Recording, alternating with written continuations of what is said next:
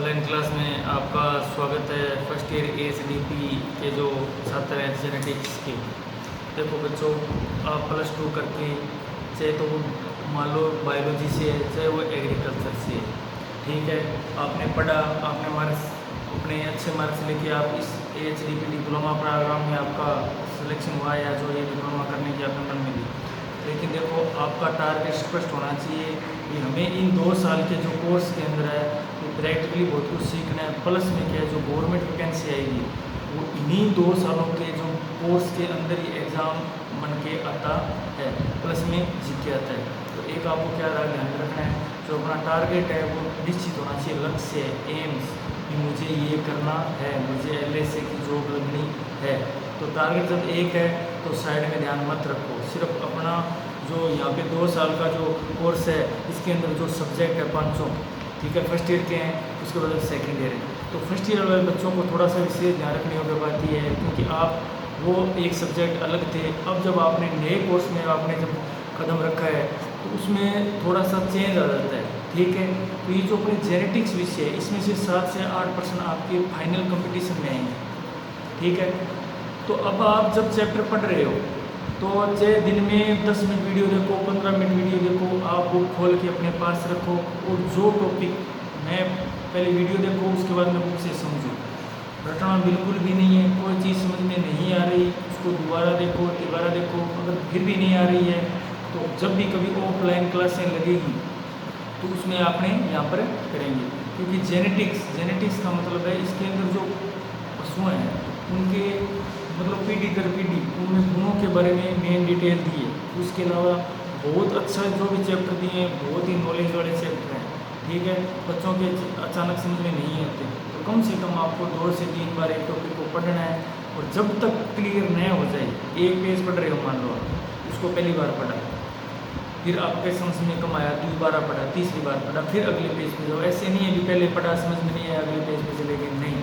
क्योंकि ये जो 2 साल है ये इम्पोर्टेंट है आपके लिए, ये सारे सब्जेक्ट इम्पोर्टेंट है। जो चीज़ नहीं समझ में आ रही दोबारा देखो, तीसरी बार देखो, फिर भी नहीं आ रही तो जब भी कभी ऑफलाइन क्लासें लगेगी तो आपको बिल्कुल क्लियर करवाया जाएगा। क्योंकि जिस हिसाब से यहाँ है तो कुछ टॉपिक है जो अपने प्रैक्टिकली है तो वो प्रैक्टिकल नहीं करवा पाते अपने किसी कारणवश, तो आपको वो मन में नहीं सोचना, लेकिन पढ़ने का एक आपका शेड्यूल होना चाहिए कि मुझे डेली आधा घंटा पढ़ना है तो पढ़ना ही है, ठीक है। अभी अपने कम से कम 7 से 8 चैप्टर हो गए।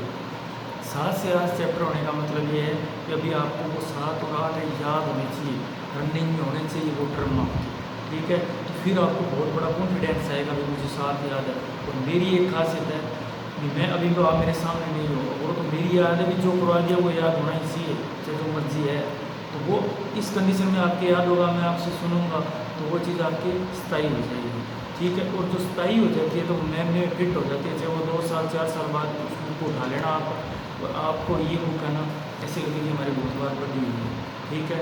कुछ टर्म है हार्ड है, लेकिन आपको क्या करना है, जो ये हार्ड टर्म है उसको लिख के देखना है हिंदी में, इंग्लिश में बार बार, ठीक है। बीच में अपने 2-3 चैप्टर भी छोड़ रखे हैं, कौन कौन से, एक तो गुणसूत्र की संरचना, एक DNA RNA और एक है सेल डिवीजन। ये प्रैक्टिकली चैप्टर है, ठीक है। प्रैक्टिकली मतलब बोर्ड पर करवाने वाले हैं, ठीक है। तो देखते हैं, अभी नेक्स्ट चैप्टर कर रहे हैं, अगर लगा कि ऑफलाइन क्लास है लगेगी तो ठीक है, नहीं तो फिर इनके नोट्स आपको अवेलेबल करवाए जाएंगे।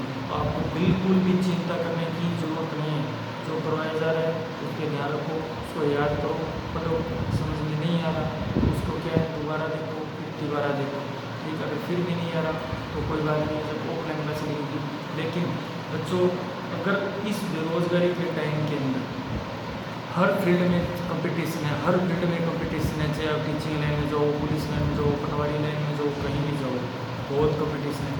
लेकिन जो एक आप LSA वाला है उसमें कंपटीशन है और नहीं है तो कैसे, मान लो जैसे 2000 सीटें लाख फार्म भरेगी, कंपटीशन तो है। लेकिन अगर तुलना करें, कंपैरिजन करें तो कंपैरिजन के हिसाब से कंपटीशन नहीं है। तो मैं कहता हूँ इस चीज़ को कि आप सिस्टम से तैयारी करो, अगर आपको कोई रोक नहीं सकता सरकारी जॉब लगने से, लेकिन आपका टारगेट होना चाहिए, आपकी रणनीति होनी चाहिए, मुझे इतने घंटे पढ़ना है और ये पढ़ना है। और जो ये 2 साल के जो आपके फर्स्ट ईयर सेकेंड ईयर के कोर्स हैं इनको अच्छी तरह से समझो, चाहे कोई सब्जेक्ट है, जेनेटिक्स है, एक्सटेंशन है, नोटनी है, जो भी है, हार्ड है, कोई भी ऐसी चीज़ नहीं है जो अपने आप में हार्ड है, कोई भी ऐसी चीज़ नहीं है जो है संभव है। ठीक है, अपनों ने नहीं सुना तो अपने को हार्ड लगे, कोई भी चीज़ है जो अपनों ने नहीं देखी, चाहे आप पहली बार साइकिल सीखते हो तो आपको हार्ड लगती है, फिर धीरे धीरे अभ्यास करते हो सीख जाते हो, बाइक चलाना सीखते हो हार्ड लगता है सीख जाते हो, कहीं जाते हैं अपने 10 किलोमीटर जाना है 5 किलोमीटर जाना है, शुरुआत में अपने को हार्ड लगेगा लेकिन वहाँ उस लक्ष्य पर पहुँच जाते हैं। तो आपका लक्ष्य बिल्कुल स्पष्ट होना चाहिए। दूसरा, जो करवा दिया जाए वो आपको याद करना ही है, रटना नहीं। जैसे मान लो अपने 7 चैप्टर हो गए तो 7 की 7 वीडियो देखो, बुक में पढ़ के छोड़ दिया, ये काम करके छोड़ दिया, फिर जब बीच में गैप मिले दोबारा देखो उनको, फिर आगे चलो, इस तरह से करते जाओगे बस आपने तो अपना काम करना है। क्योंकि मनुष्य क्या है, सबसे बुद्धिजीवी है, बुद्धिमान जीवी है, मनुष्य से ज़्यादा कोई बुद्धिमानी जीव नहीं है, प्राणी नहीं है।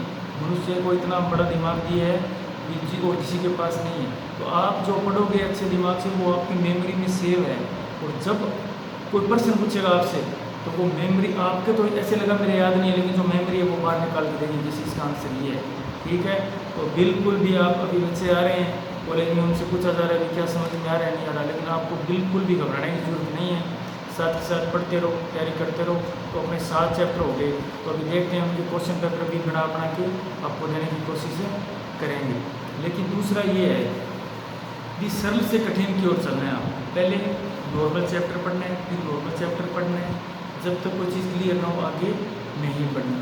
जेनेटिक्स एक ऐसा सब्जेक्ट है जो थोड़ा सा डीप है, थोड़ी सी लैंग्वेज है। पिछली बार परीक्षा में आपका शेड्यूल क्या रहता है, 10% आते हैं आपके यूनिवर्सिटी एग्ज़ाम की बात कर रहा हूँ, 10% आएंगे आपके fill in the blank. Fill in the blank का मतलब ये है कि जो आंसर है वो है, 19-21 नहीं है। फॉर एग्जाम्पल मान लो प्रश्न आ गया, म्यूटेशन शब्द डैश डैश वैज्ञानिक ने दिया, तो वहाँ पर तो आपने ह्यूगो डी ब्रीज लिखना है तो लिखना ही है, अगर कुछ और लिख दिया तो नंबर गए, और ह्यूगो डी ब्रीज लिख दिया तो कोई काटने वाला नहीं है नंबर।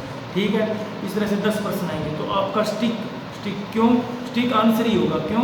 क्योंकि ह्यूगो डी ब्रीज था, उसी ने म्यूटेशन यानी कि उत्परिवर्तन को समझाया, और उसी ने उत्परिवर्तन का गुणसूत्रीय सिद्धांत दिया, तो उसमें और कोई वैज्ञानिक नहीं था। वही प्रश्न आ जाए मान लो कि लिंकेज सहलगनता के बारे में किसने बताया था, तो किसने बताया था, मॉर्गन ने बताया था, तो उसका आंसर मॉर्गन ही होगा। वहीं अगर प्रश्न आ जाए सहलगनता का गुणसूत्रीय सिद्धांत किसने दिया, तो उसका आंसर आ जाएगा सहलगन और मॉर्गन और कैथल। तो ये आंसर हो गया।